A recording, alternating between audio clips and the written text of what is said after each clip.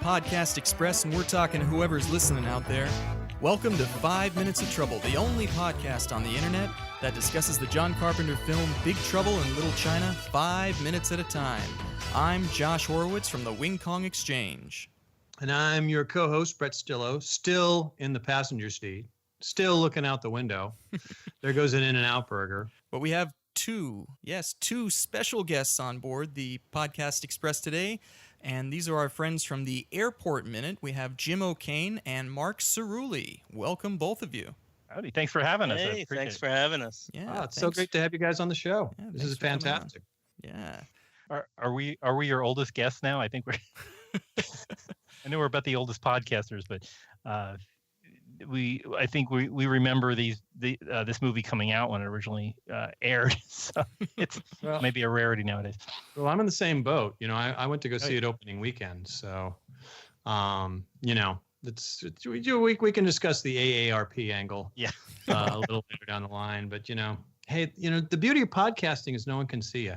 That's true. Mm-hmm. So you're as young as you feel. Exactly.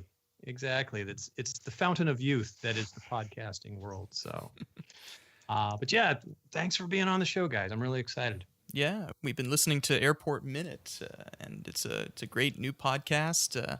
It's a movie that I just had a chance to watch only a couple of weeks ago, actually, even though that one's been around since 1970.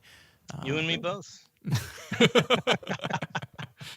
Yeah, well, it's hopefully between the two of our podcasts, we'll have a lot of people interested in movies that they haven't they've either never watched or haven't watched in several decades. So I'm sure libraries and the back catalog of Amazon are probably cooking right now because of these shows. Well, Big Trouble in Little China is celebrating its 30th anniversary this year, and there seems to be a newfound interest in the film. And one of the great things about doing this podcast is that it brings all this great stuff back to light. People are going to hopefully get interested in the film again. Yeah, well, I mean, if we've seen that recently at the time of the recording that there's going to be an airing with one of the cast members. James Hong is going to make a personal appearance in California at a screening of Big Trouble. So it's great knowing that these folks are still around and still willing to promote the show. Yeah, that's Indeed. right. Indeed. Yeah. But let's go ahead and get started with these minutes. We are talking about minutes 35 through 40 of Big Trouble in Little China. The minutes start with Jack and Wang about to infiltrate the Wing Kong Exchange to rescue Miao Yin. And they end with Jack telling Rain to come over here and fight like a man. And this is the infiltration section of the film. We had a lot of exposition in the last minutes, but now it's Wang's plan of action to just go in there and try to get Miao Yin back come hell or high water. And so here they go. And apparently the difficulty in infiltrating is just to walk past the reception desk. That's a major plan. And Well, this was pre 9/11. It was a lot easier. It is. Yeah, no metal detectors. You can just walk in there, soaking wet, not looking like Carrying anything. a phone. Carrying an old phone. That's going to work. Yeah. Yeah. These guys are slick. Yeah, here, I got a pen. I'm an accountant. Now here's a question to start out these minutes. So I guess Jack's trying to prove that he's a telephone repairman. Did they still have that sort of thing in the 1980s? Sure. Oh yeah, sure, yeah. Especially a business desk phone, which is what he's carrying. That little beige number. It's interesting that they. Maybe I'm confused, but those look like rotary phones that are on the desks in front of the guards. They look like a different generation. So I don't know if they're keeping the good phones in the back. I'm noticing as he walks by, let's see, 14 seconds into this particular minute, there's extra buttons on the phone, which would indicate that it's an office phone, not just a regular house phone. Mm-hmm. So he's at least got the right equipment for if he's going to be replacing. If he wants to make a phone call. Yeah. Yeah, this place almost has as many phones as Lincoln International Airport does on an airport. Very impressed by their telephony products. There's even a red and a black courtesy phone on the back wall behind the guards there. So oh yeah, very effective telecoming. Yeah. Yeah, we'll actually see that in use in a couple of minutes from a certain surprising character. But yeah, notice that the set itself is very elaborate. The set designer on this one was Mr. John J. Lloyd. We were talking about him quite a bit on previous podcast episodes. And he shopped a lot of Chinese restaurants. It looks like I used to go to a Chinese restaurant in suburban Philadelphia, and I remember those columns there. I distinctly recall very similar columns in the restaurant. My family called the restaurant the Bob Saget Chinese restaurant because Bob Saget, being a Philadelphia native, used to go there, and he would give the owner of the restaurant a signed 8x10, and there were like 3 or 4 of them, and the bottom 2 had Mr. Chang, please take down the old pictures of me. Thank you, Bob Saget. So that's that column just kind of kicked up a whole bunch of memories of way in my past. But fascinating set design. Yeah, very much does look like a Chinese restaurant. But yeah, I mean, they try to do their whole thing as telephone repairmen. They don't really look the part. Jack looks like he's still wearing his Fu Manchu tank, but it doesn't seem to matter. They just sort of do their fast talking. As and long they as get you're their way walking past. around with a phone, you're legit. Yeah. No tool belt, no Right. equipment bag. Just, hey, I got a phone here. Mm-hmm. And the guards don't say a word. It's all in the presentation. That's why. Well, not to get too far ahead, but do you think this might be a trap? What? Oh, that the I don't know. Maybe. It's a movie. I'm just not to be Admiral Akbar about it, but Yeah. I think it might be a Spitballing. trap. Lopan said, "Hey, if a guy who looks like Kurt Russell shows up, let him on through." Snake Plissken without the eye patch, and that's him. Double or nothing. Yeah. I wonder if Lopan still has little parts of the Pork Chop Express sort of on his clothing from that last encounter. Oh, Goodyear tire impression. Those doors are reminiscent of M's office from all the Bond movies, the early Connery level Bonds. We had those overstuffed, the overstuffed padding. Although this looks like, I don't know, wooden bolts or something. It's very unusual door pattern. Very Dalek-like. Yeah, that's true. One thing I noticed about this scene as we're getting into it is Wang, that's his name. Yeah, Wang and Jack. In this sequence, they seem to be on even footing. They're kind of coming in as partners. Up until this point, Wang has been kind of the sidekick and Jack has been the hero by default. But I think this is changing. Now we see that, in the scene before this, Wang said, "Hey, I'm ready for this. My mind and spirit are unified again. Let's go do this." And now that, they seem like a team, it's, when they go through with the guards, they're both giving them the double talk. And, there's even a similar to how they're dressed. They're both wearing the denim jackets that come from the John Cougar Mellencamp collection. That's so 80s. Yeah. Yeah. And, which any telephone repairman worth his salt would be wearing is his denim jacket. Of course. Company ID? Nah, don't need it. No, I got my denim jacket. See, I'm part of the union. Name tag, So- no. What is this, Moscow? Yeah, going through. He's even got the belt. Wang has the belt with that metal tip on the end of the belt that kind of hangs out over it. That was an 80s thing. Mm-hmm. Yeah, tucked-in shirt, big belt, sure. And Kurt's got those big Han Solo boots on, which are just amazing. Yeah, the moccasins. We see that for the first time sort of here.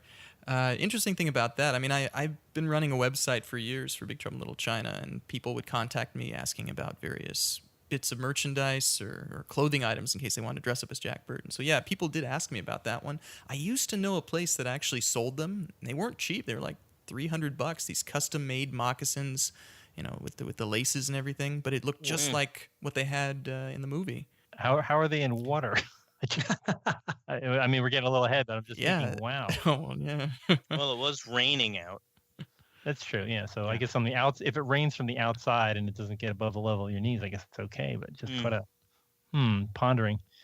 So they make that turn around the corner there, and heaven help me, but I'm trying to get rid of. I have wallpaper that is made out of that shredded bamboo that's on there. I have that very same wallpaper in my den. I'm just trying to knock the 70s out of my house, but I still have that.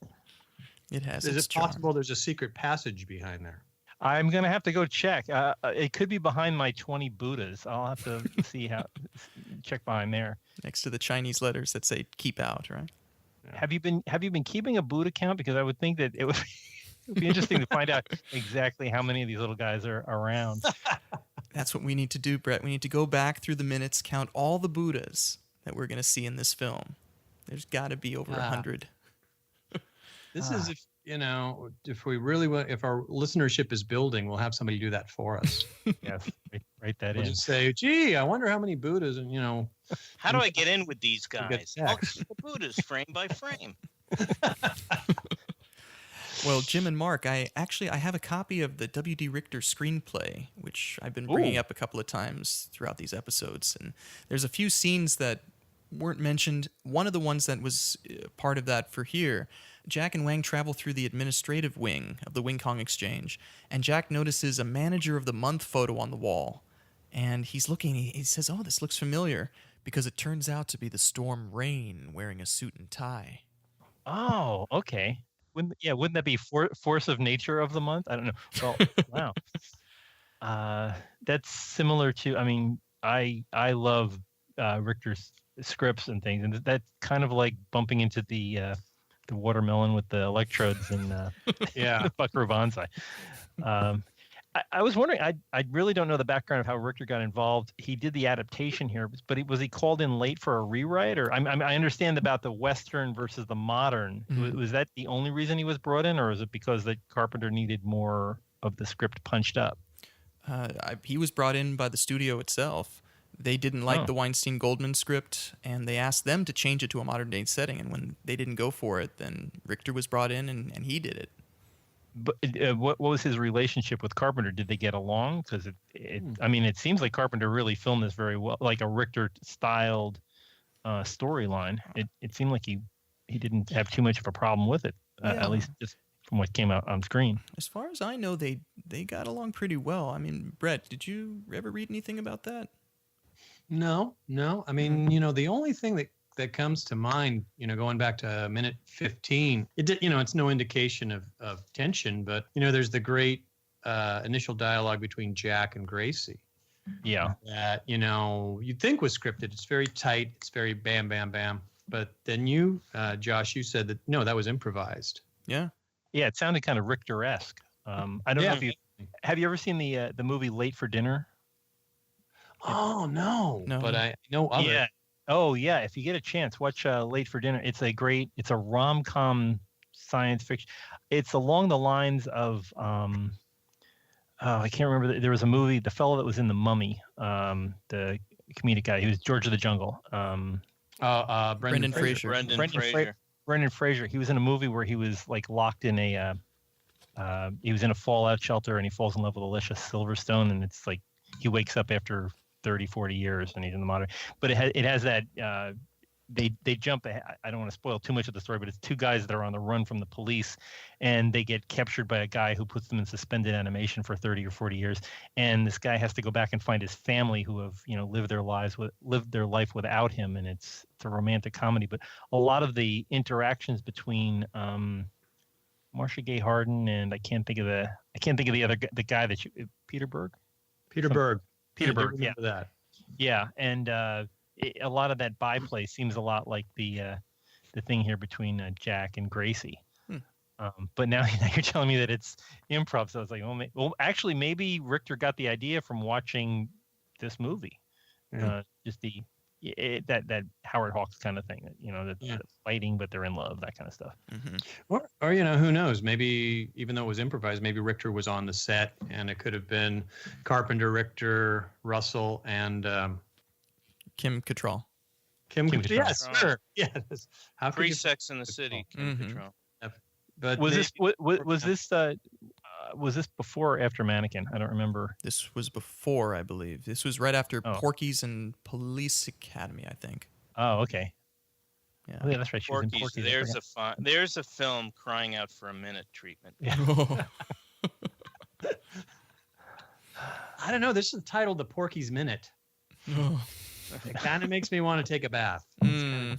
Porky Minute. I don't know. Yeah, the T-shirt sales would be really off. 5 minutes of Porky's? No, that's not good. That might be worse. 5 minutes of pork, maybe. Well, there is the Pork Chop Express, but Yeah, there you go. So we're full circle. well, moving along in the minutes, they go downstairs. They continue their act for the security cameras, and then Jack and Wang have like a little fun moment where they read the Chinese on the wall, and Wang says, no, it's like, oh, what does it say? Oh, it's the hell of boiling oil, and he's like, oh yeah, you're kidding. No, it says keep out. It's that kind of humor. I like that. Have you checked the Cantonese on that? I was just wondering if that is actually just saying keep out. I did read it on using Google Translate. It does say storage room, do not enter. Wow. Yeah. Again, this is Wang. He's joking around. He's loose. Wang is changing, and he's becoming more of the hero. And Jack's kind of not quite as front and center. They're like I said, they're definitely kind of equals going down here. Mm-hmm. And one thing in this sequence, in this cavernous, dark area, I don't think we brought up the DP on this film, the great Mr. Dean Cundy. Mm. Oh, really? Yeah. Wow. Yeah, I don't think we've seen if we've brought him up, we still haven't said enough because he's just one of the great directors of photography, and he was just he was the guy in the 80s. Yeah, and he shot the original Halloween. Yeah. This is like his maybe fourth or fifth collaboration with Carpenter, and part of what made those movies so good is the way they looked, the way they were lit, the shadows. Mm-hmm. And this, it's just a little sequence here in this storeroom or cabin or whatever it is, but it's all shadowy. It's neo-noir. And one thing that makes this movie so great is the look and the lighting, and that's Dean Cundy, who, got to start doing B movies. He kind of started at the bottom and worked his way up. Rock and Roll High School. He was the DP on that. Wow. And, Can I just interject? I interviewed him for the Halloween documentary I did, and we went to his house. Nice. And I wandered into his kitchen, and he had a poster from Hook, and the inscription on it read, "To the Master of Light, Stephen." Wow. Signed, Steve. I thought that was pretty cool. That's super cool. Yep. Very nice man too. He was really nice. Oh, awesome. So yeah, I've become a big Dean Cundy fan, and just he could do no wrong in the 80s. Just an amazing filmography. Well, we're going to see a lot of his stuff in some of the later minutes, even during this part near the end. Even that beautiful scene right after where we're looking at the hell of boiling oil door. When we cut to the next scene, it's that classic with the rain coming down and the neon Dragon of the Black Pool sign. Yeah. It's just beautiful range of very dynamic lighting, and the color palette is fantastic. So it's just another example. And these are all like little 2-second, 3-second cuts just to do an establishing shot of where they're at, and it tells the story quite well. Do you notice though that shot, when we see that sign, it sort of has a very 80s sitcom transition? I mean, it's almost like you just throw in a wacky, bouncy music cue, and now suddenly you're in there. Da-da-da-da. Yeah. Yeah, or Seinfeld bass or something. Yeah, Seinfeld bass, or did Alan Howarth have a little theme for the Blackpool? Like da-da-da-da. Early on, you hear like a sort of 2-note little Chinese ding ding when you see the Dragon of the Black Pool. I had some of this in mind. But yes, now we are in the Dragon of the Black Pool again. We get a little bit that happens between Gracie and Eddie. She does this little karate chop that must have hurt Eddie. You see him nursing his arm for quite a while. How many times do you think they did that? It was just a million takes, and so he's got this black and blue arm by the time they're done. Deep vein thrombosis. Yeah. Wow. But we cut then to Egg Shen, and we see him for what was originally supposed to be the second time, but this is the third time. The first scene that we saw him in the lawyer's office was actually added later at the at the request of the studio. So really, as it was originally filmed, you see the wacky egg in his bus, with the tour bus, and now you see him here in the Dragon of the Black Pool, and he's this mystic guy. He's a divination expert, and there he is with his mat, his bones, his coins, and his red peppers. Well, are these? I know nothing. Is this I Ching or is this just Oracle bones? I was wondering. I think it is I Ching, especially because I see he's got the 3 coins there. And from what I was reading, that's how you're able to generate the series of hexagrams, which are those 6-line symbols that represent things like heaven, earth, thunder, water. And I guess, he's got the bones there, and that's kind of separating out where everything is going to be. There's another type of Chinese fortune telling known as oracle bones, and they're usually the shoulder bones of I think it's calves and turtles. And I think those pieces there, I think that the top part is from a turtle. Okay. And then those are the shoulder bones from different. It can be from different animals like pigs or sheep or cattle. Oh. But I don't know if there's like a blend of both I Ching and oracle bones. Okay. Yeah, that's interesting. I didn't look that one up, but that's cool. Sure. Yeah. You learn stuff podcasts. Absolutely. I only know things that can do no good. Don't worry. So, just file this away. It'll be fine. But yeah, it's intriguing. My favorite part of this movie is that it does, it's comedy and it's adventure, and it's using Asian culture, respectfully, but still it doesn't put it in a back. It's like these are just main characters that are doing things that you might not understand, but they're not Yoda like. They're actually participating in the adventure. They're not standing away from it. They're explaining what's happening. This is an exposition scene, but they're also participating in it. It's not they're actually part of the script rather than as some kind of a sage that you're consulting. Mm-hmm. Yeah. That's a really good point, because in these scenes with Egg and Uncle Chu, they're talking about all kinds of, mystical, arcane stuff, but, it's with a couple of beers in front of them, and there's plain talking. They're just kind of, it's regular guys in the neighborhood just talking about, in a sense, what's going on in the neighborhood. Yeah. Yeah.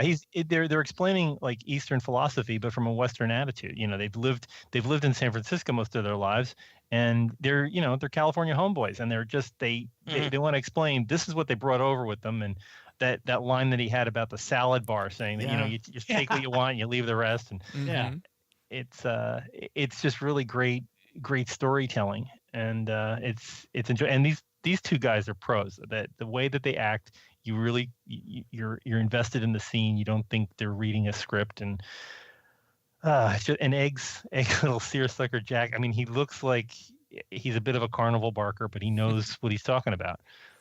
Yeah, no, that's absolutely right. It's interesting that you noticed that, Jim. The actor who plays Uncle Chu, this guy named Chow Li Chi, he was actually an authority on Taoism in real life. He had founded like the first Taoist temple or something in Los Angeles, I believe, when we were looking that up before. So yeah, this all comes naturally to him at least, and probably to Victor Wong as well. Yeah, and they're telling it in a very down-to-earth manner. I mean, they don't get all mystical, and you're not hearing, pan flutes and stuff. It's just, here's the deal, and they're laying out basic exposition, but they're both taking it at a very practical level. So you can say, here are the stakes, here's what we're looking for, and here's what we've got to fight against. Yeah. And no matter how crazy the whole thing is going toward a fantasy level, they're just saying, no, you've got to understand this is how it is, because we're trying to interpret Eastern events for a Western world, and they understand both worlds. So it's great little guides to it. Yeah, like in one sense, they could be just two members of the Chamber of Commerce, just talking about what are we going to do about Lo Pan and his company, and it's very like you're saying, Jim, it's very straightforward and pragmatic, and I'll just call him the neighborhood wizard. Yeah. He'll know what to do. And looking very closely at the bottles they're drinking, apparently they're drinking Sun Lik beer. I'd never Sun Lik beer. I looked this one up, and according to the website for that beer, it's the UK's #1 draft Chinese beer. Wow. I wonder if there's like a 3 and a 4. I need to know what the other, I'm what gonna the have other to ones try are. it. I'm gonna be in the UK in a couple of weeks. Oh, you got to pick up Okay. some, six Yeah, pack of Sun I'll Lik. pick up a 6-pack. I'll bring it back.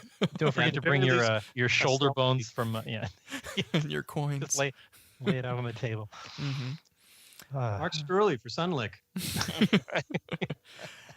More intensity. Yeah. But back at the Wing Kong, because we keep switching fast and furiously. Now we've gotten to the point where Detective Jack is observing two people dragging a third in this very dusty, cobwebby environment. I guess that's more testament to Mr. Lloyd. But the question I have is, okay, so he notices all this, but everything's covered up. So how did the bad guys manage to cover everything back up without leaving any extra footprints? Well, Well, you see, this 3 is of a them movie. can fly. They were all on wires the whole time. Yeah. Thunder doesn't have any wind powers, does he? I'm just trying to figure out what could blow things into. Well, if they blew them into place, they'd also wipe out the dust marks on the floor. So This is how you get to be the manager of the month. yeah. That's right. You just, oh yeah, I know how to do this. Whoosh, magic. So, yeah, I do enjoy that Maxwell Smart door in the back there, the painted on concrete. I noticed that too. I noticed that too. It was just like, yeah, is the door going to open, revealing another door? Mm-hmm. Shouldn't they be pulling on a book somewhere? There's an elevator. Of course, I'm gonna get in it. Oh, yeah. I think it may be a trap. Nope. I have a hunch. A I'm trap. just feeling. It's a Well, trap. they go back. inside that elevator, and the Chinese counting downward is significant because it's a single-story building. So the elevator door windows slide shut when they stop. I guess the first question is, how is this being able to be done? And then what's the point of that for the workers? Why would you want to slide that shut? Because you want a waterproof elevator. Oh, yeah, good point. Maybe. Not to give anything away, but Yeah. So I wonder if they are going to fill it with water, do they have special suits then for the workers who go down there? Sort of scuba gear, so they can place those upside down sinners that are coming. And do they get on the elevator upside down? I mean, how does that, or do they wait for the tide to go out? I mean, just wondering what the schedule is for all this. Are there hooks from the ceiling? It doesn't seem to be. So just when do you become an upside down sinner? When you get to the bottom, they flip you over? there goes those beautiful boots.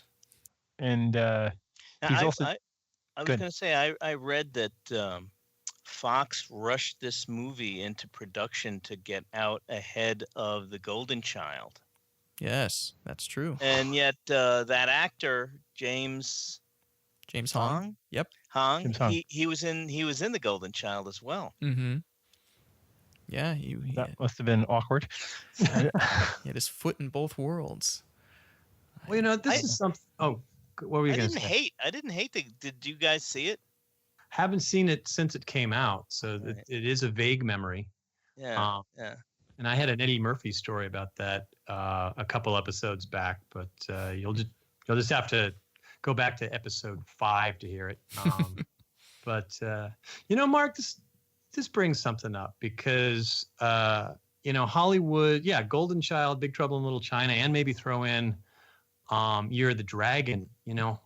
Hollywood seems to go on those. This kind of movie's getting made over here at Columbia. Oh, okay, we got a script.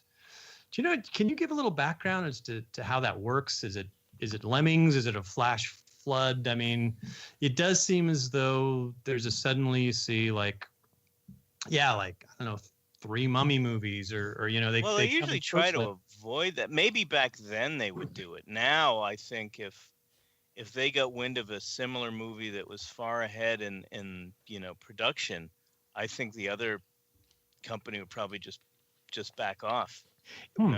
Resulting in heartbreak for all.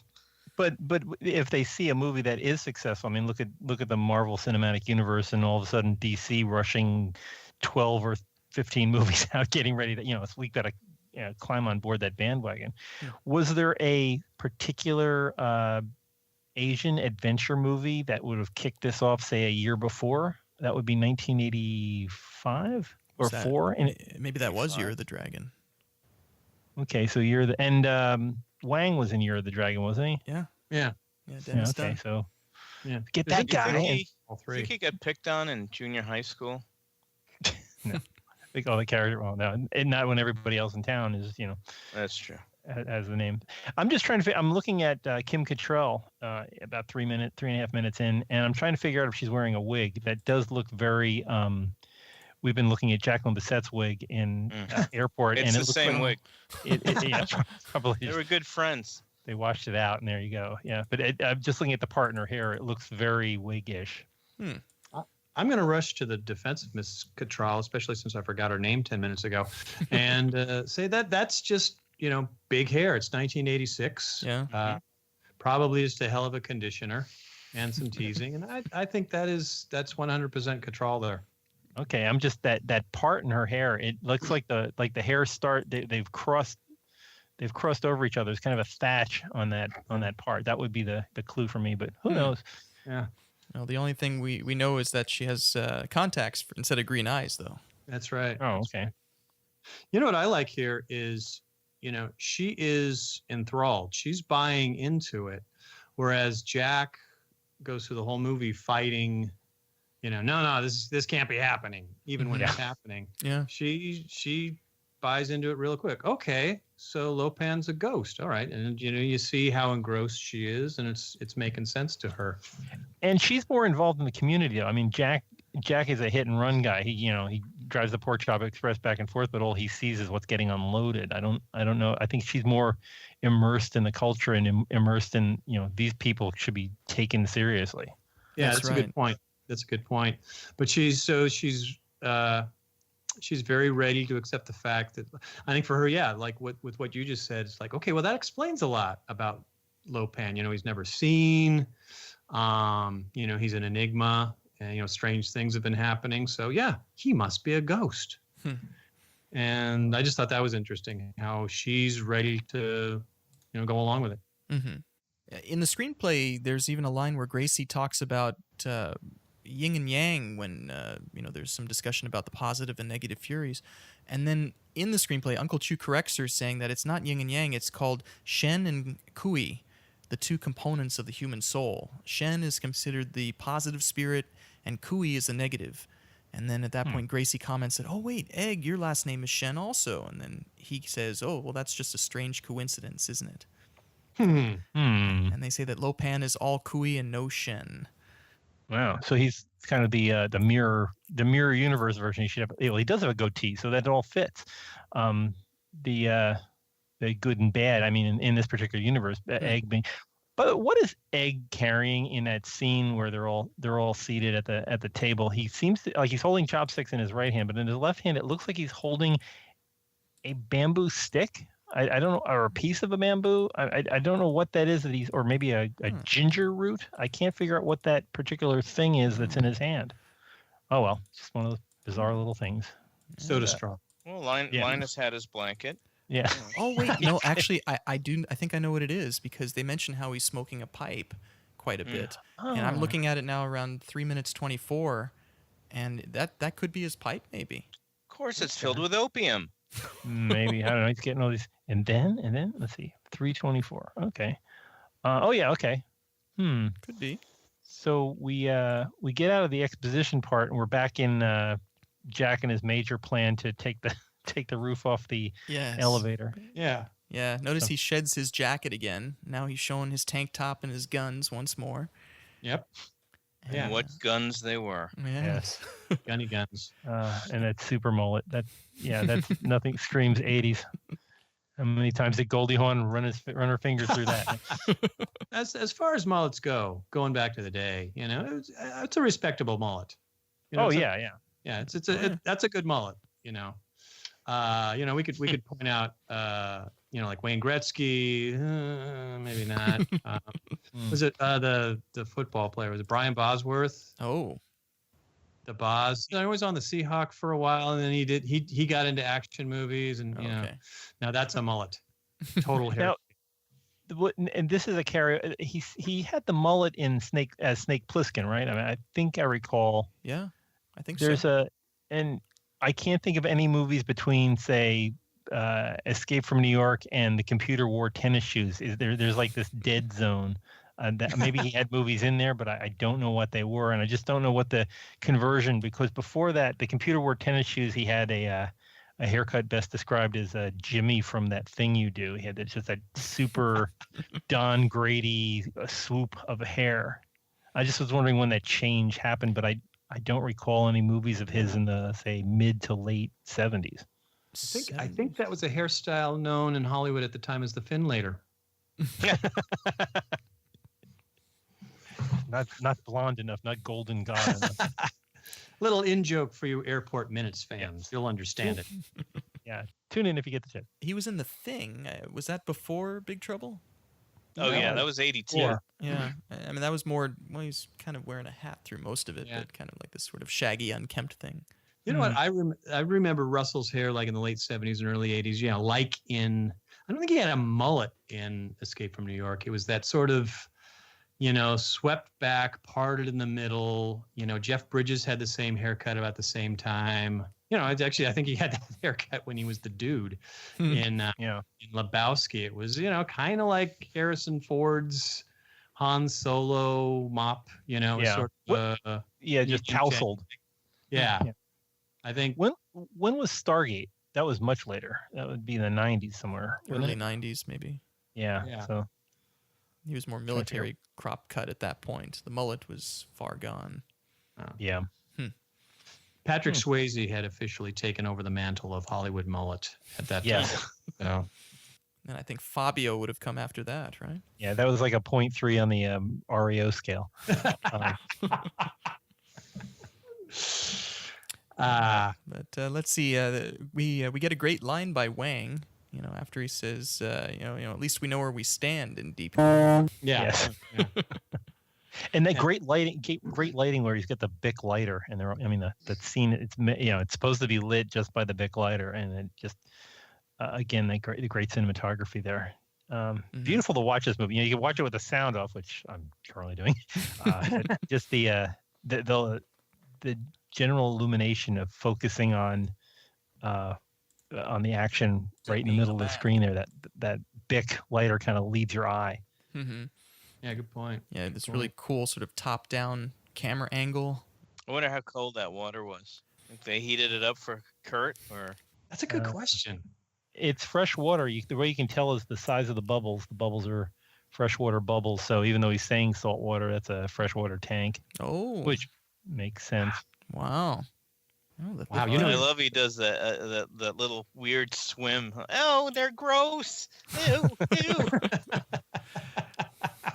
Well, what did you think of Jack's reaction to the water? He seems to go through 3 stages. First, he's got his confusion, then his rage, and then his panic. Yeah, it's bargaining and grief and anger. So what the hell? And then they continue their argument as the water rises. That's something that has to have happened in other movies before. Yeah, any idea where this tank was? I mean, was it on the Fox lot, or did they go to Paramount? I don't know where they would shoot this at. Probably the You'd Fox assume lot, it- I would think. Yeah, right? it was on Fox Lot. SeaWorld, I think. No, it's not fresh. It's fresh water, so it couldn't be SeaWorld. But I've never been to the Fox lot. I didn't know if they have a big tank there, but I would assume they do. Yeah. But it's one of the smallest studios. I've been on the lot, and compared to Warner Brothers and Paramount, it's teeny. Interesting. I would have thought it was comparable in size, but Yeah, That's Paramount has that massive outdoor tank. It's a parking lot most of the year until they're shooting there. But I mean, you could film an Esther Williams thing there. It's just gigantic. It takes 3 days to fill. wow. That's kind of interesting. In this age of CGI, it's kind of refreshing or reassuring to know that they still have water tanks and still use them. And yeah, I mean, there could be an Esther Williams kind of movie made. Someday that Greg Louganis biopic that's just waiting. There we go. The big dive. Now, are these Stan Winston? Who did the creatures? Oh, that was Robert Yeah. Edlund, right? Robert. Oh, it is Robert. Or Okay. actually, well, wait a minute. He did the visual effects. No, it may Yeah. have been Stan I think it Winston. was Baker. Or was it Rick Baker? Was it Baker? I think it was Rick Baker, Monster Maker. Yeah. Mark? Who did the stuff for the Halloween stuff? Did Carpenter was that his usual go-to guy? Baker? Good. I'm trying to think. No, there was somebody else that did it. I'm looking here. It actually says it's Steve Johnson, who was a special effects artist, along with Richard Edlund. Okay, Richard. And they did they created characters for films like Poltergeist 2, Fright Night, and Big Trouble in Little China. Okay, I can see the Fright Night. Yeah, that they're gauzy looking. But great little maquette. I forget what they call that. The Maquette. Maquette. Yeah. Yeah. They're kind of almost a maquette look to them. But impressive, and the coloring is great, nice and washed out and purple, and the gum lines and all the teeth and stuff. Just good decay. Well, that's trademark Carpenter. Anytime you get those ghoulies and skeletons, especially when they start attacking the heroes, that's you're in a nice Carpenter film. Yeah. Remember The Fog? The Fog was a great movie. I love The Fog. Love The Fog. And this is I love the Hell of the Upside Down Sinners. It's just straight out of an EC comic book. Yeah, real pulpy. As they surface, getting in that lit tank top.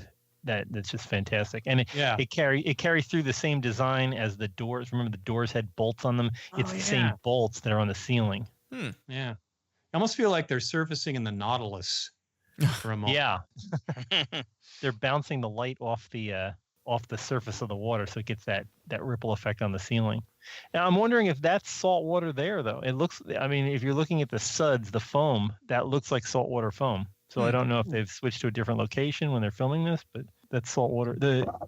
Anytime you watch a movie, just look at the bubbles, and if the bubbles are small, it's saltwater, smaller surface tension. So you'll have smaller bubbles in it. Huh. Well, Wang seems to know the place immediately. He's the one who shouts out the Hell of the Upside Down Sinners. I guess the question here is, who are they? Are those supposed to be real? Are they fake? Is this just happens to be one of these hells that's there at the Wing Kong Exchange? Was it written on the elevator door button? The elevator button? Hell of Upside Down Sinners. Oh, shouldn't have pressed that one. I meant to go to 4. That's funny. I always assumed that they were just people who'd messed with Lopan, or maybe people who did not make Employee of the Month. I was thinking that there may be that's the hell of telephone repairman. Yeah, the previous telephone repairman. They all have helps, and to me, it's just the pulpy comic book world of this movie that they're not realistic looking upside down sinners. They're more comic booky, but it just I just always assumed they were, like you guys said, former telephone repairmen, possibly also elevator repairmen. How much does Wang know about? I mean, he keeps dropping in these little nuggets of what things are and different hells and stuff. But how much does he know of what Egg's talking about? Does he know this guy is rain? Does he? It's like, oh, look, it's rain. It's the personification of a force of nature. How learned would he be at this point in knowing that? I think from just watching the minutes, I think that Wang is pretty savvy on a lot of the Chinese stories and mythologies. He chooses not to really believe it too much. I don't know if he knew exactly who the storms were. At one point, he asks one of the Chang Sings, and he mentions, "Oh yeah, it was the storms, the 3 storms." Though in the script, there's a part where when the storms come down, and it's not done in the movie, where he does mention, "Oh, we got to watch out. There are the storms." But yeah, I think it's like bedtime stories. He knows about it, but he doesn't really believe it. It's nice seeing that the subjective cuts back and forth between what you're seeing, what they're seeing in the water. I like the way it jumps. It seems to jump into much more subjective than the omniscient view as we're watching these things. But that seems to be extremely subjective. That you are now a prisoner of one of the storms. I do like that angle. And then you get the reverse shot after that. Then you see what it looks like from the other side too. Yeah. Yeah. Good little Carpenter bits. Yeah. And then we jump to the final location here before the minute's end. Jack and Wang are brought to what the script refers to as the Hell of the River of Ashes, which is a chamber where the floor is full of ashes. And here we get that director of photography's, really showing off. You get that neat fire, smoke, and very dramatic lighting in this room. I mean, it looks like it's a hot place. Yeah, and and poor Wang's in that Mr. Potter wheelchair from 1890. Mr. Potter wheelchair. Also, it's a Fox production, so that might be the wheelchair that Richard Widmark pushed the old lady down in Force of Evil in 1946. Oh, okay, yeah. Launched his career. right down the say that. It just makes for that is the same wheelchair that that launched the career of the great Richard Widmark. Wow. Yeah, we'll have to check the acid tag on the bottom and find track it back. And where are those vents, the HVAC in the roof? Are they pumping smoke across the building? I just was wondering. I don't And think what's it's with that oversized hat? Yeah, well, he's just trying to be the life of the party, I think. I guess. He's got the lampshade. I am the god Stiffle. Yeah. There should be just a little gold chain just hanging down off of one ear. Click, click. And there's apparently a pressure gauge on one of those, actually on two of them, on two of those vents. Oh, I see the valves, yeah. Yeah, they don't look Safety like first. Yeah, they don't look capable of holding any kind of pressure at all. I mean, it's just sheet metal. That's just the case. And you notice on the floor those little red Nerf balls. Oh yeah, yeah. That's. I mean, we see what Rain is actually launching these red balls over at Jack, but by the number that's on the floor, it sounds like he's been putting up a fight for quite a while. Well, have another Nerf. Don't make me get the really hard one. We get that line where he says, in his best John Wayne voice, come on over here and fight like a man, complete with the Fonzie A thumbs. Yeah. And full profile mullet. Yeah. He means business. Mm-hmm. And apparently the boots didn't melt, so he's still protected from the ashes. That takes us through the 5 minutes of trouble, guys. Wow. Yeah. So we're at the point now where I guess I can ask about your experiences. When was the first time that you guys saw Big Trouble in Little China? I saw it in I saw it in Arlington, Texas at the Forum 303 Theater. Wow. And then every 4 hours on Showtime for the following 3 years. I think this was always in between All the Right Moves and promises of seeing Back to the Future. I think it's coming soon on Showtime. It was HBO for me. It was always great to. It's one of those movies that when you see, you're flipping through channels and you say, "Oh, I can watch that," and you wind up watching it through the end. You're like, "Why am I doing this? Right. It's another hour of my life gone, and I gotta. Oh, okay, I'll watch another." I don't recall seeing it lately though. I don't see it that much. I mean, I enjoy it. I enjoy Richter movies, and this being part of that whole thing. It's not. I'd say it's number 2 behind Buckaroo Banzai. I enjoy.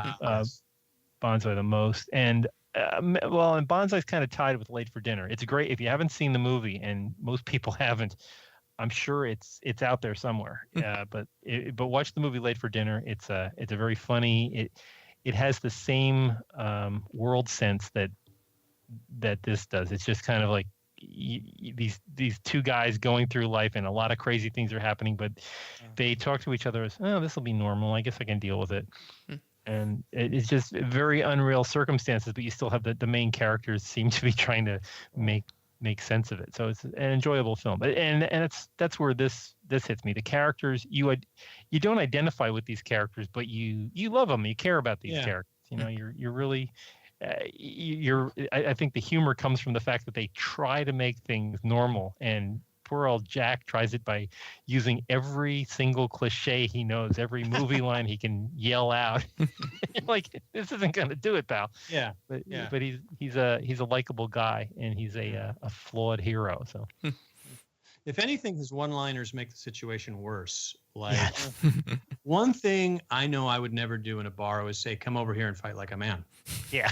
Just like, yeah, Yeah. you know what's going to happen. Yeah, that didn't hurt. Yeah. It's just like in the beginning of this 5 minutes when he says, "This is going to take crackerjack timing." Well, that's what they're not going to do. Mm-hmm. Yeah. There was a line about he was born ready. You were never ready for this at all. Not at all. Yeah. I can remember. I'm not sure where it is in this movie. It's but there's always something where he's like trying to throw a punch, or he's is he swinging an axe? He like misses every time he's doing something.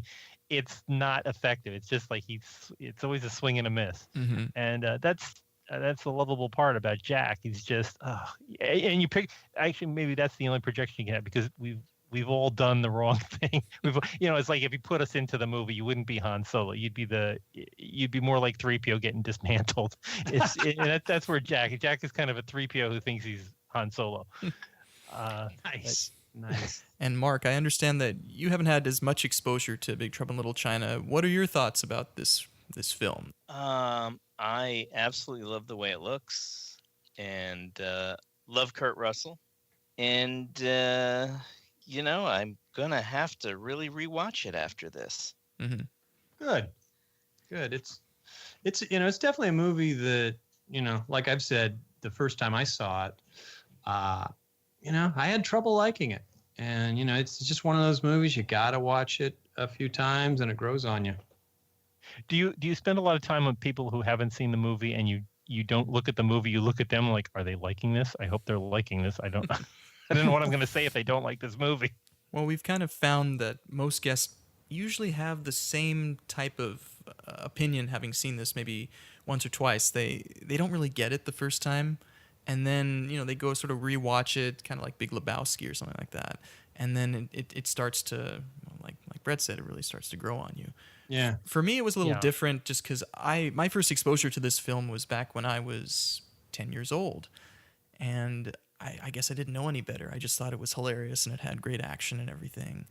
But when I showed it to my wife for the first time, she didn't really get it. And then we watched it again, a couple of months later, and then it got a little bit more entertaining that time. Wow. My family has my kids have a thing with the movie Mystery Men. They all love the movie Mystery Men. Ha. And one of the things when some of them weren't married, they would check out their boyfriends or girlfriends by have you seen Mystery Men? No. Okay, well, we're going to watch Mystery Men and see how they react to Mystery Men. If they understood the jokes in it, then it was like, oh, you're okay. But then, it's a scary barometer, but my children are affected too much by movies. But I could see this movie as being a barometer for how you can judge somebody's sense of humor. It's wacky. It's not following along expected lines. But if you get into the mood for it, I mean, it is a great popcorn movie. And if you're in the right mood for it, it's as enjoyable as any other movie out there.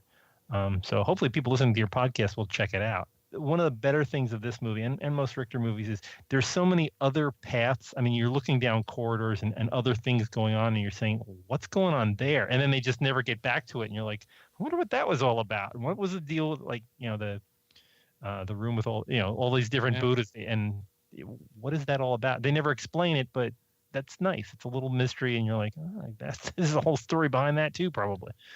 No matter where you go. Yeah, you are. You are. Kind of goes without saying, that I'll just, my last words is, it's, we're definitely in the Richterverse. And I'd like to think that Jack Burton and Buckaroo Banzai might actually, encounter each other.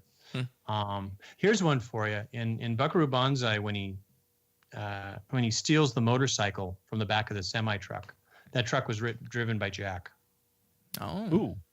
There we go. There's your tie-in. So I was hoping that Jack would try to, like, after, as he drove away, he got he got away from everything and dyed his hair and became perfect Tommy. Well, that's good. That works. That I works. can see him being one of the Hong Kong Cavaliers. Maybe not a leader, but just in the back there playing the bass. He could drive World Watch 1. Yes. Yeah, which that. Oh yes. Okay, there he is. Yeah, the there bus we go. driver. So yeah, then we're laying the groundwork for the Bonsai Minute, which I guess we'll talk about sometime in 2017 with all our other hundreds of podcasts we have Yeah. next year. Yeah, no, I would definitely listen, but only if you call all the guests. If you start calling them Peggy, All of them. let them correct you. Yeah. Thanks, Peggy. Nice. Well, Jim and Mark, thank you very much for taking the time to come on to our podcast. Everybody needs to make sure that they go over to the Airport Minute and check out that awesome podcast. It's a great film, and Jim and Mark are very entertaining. They have a lot of very cool stuff to talk about on that film. Absolutely. So yeah, Absolutely. check them out, airportminute.com. Thanks so much. I Thank appreciate you. it. Thank you for the plug, and thanks for having us. Absolutely. Yeah, it was a lot of fun. And thank you. It's great having you guys. It's been a blast. And for the rest of you guys, please visit us at 5minutesoftrouble.com. We're on Twitter at 5minutestrouble. You can also check us out on Facebook at 5 Minutes of Trouble. And we have a listener society called the 5 Minutes of Trouble Truck Stop. So be sure to join that and join the conversation about our podcast and about Big Trouble in Little China. Also, please tell your friends about this podcast. Give us a nice rating on iTunes if you can. We really appreciate it. Also wanted to give a shout out to our friends over at the Star Wars Minute, the originators of the Movies by Minute format. They're going to be starting out their new season in a couple of months for Attack of the Clones, so be sure to check them out. And that's about it. Any last words, guys? No, thanks again for having us. It's been a lot of fun. All right, well, this is the Podcast Express signing off. Tune in next week for another 5 Minutes of Trouble.